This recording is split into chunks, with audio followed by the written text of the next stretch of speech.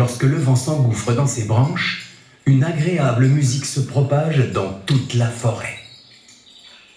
Sur scène, cette ancienne enseignante adapte son premier spectacle de rue avec des marionnettes. Créé en 2019, Le Réveil de Démétria se voit prendre une autre dimension artistique en devenant un spectacle de scène.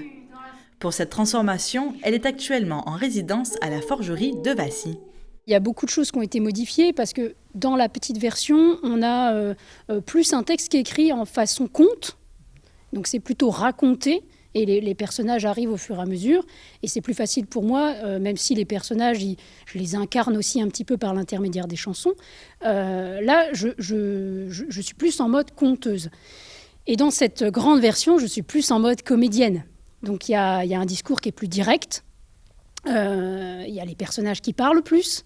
Et du coup, ça offre d'autres possibilités aussi, une autre vision du spectacle. Cette version est le fruit du partenariat entre la compagnie Arta Connecto et la compagnie Au Coin de l'Ébène, soutenue par Art Vivant 52 et les Trois Scènes. Ils ont réussi à mettre en scène les décors et l'histoire que raconte le spectacle.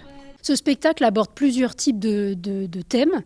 Il aborde la notion de soi, sa place, la place dans la famille, la place dans le monde, la place dans l'environnement, le rôle qu'on peut avoir, la vie, la mort, la diversité, la biodiversité. Enfin, c'est des thématiques assez complètes, ce qui fait qu'un jeune enfant de 5 ans ou une personne de 90 ans peut se retrouver à différents niveaux, différentes échelles, que ce soit dans la musique, dans le texte ou dans les images.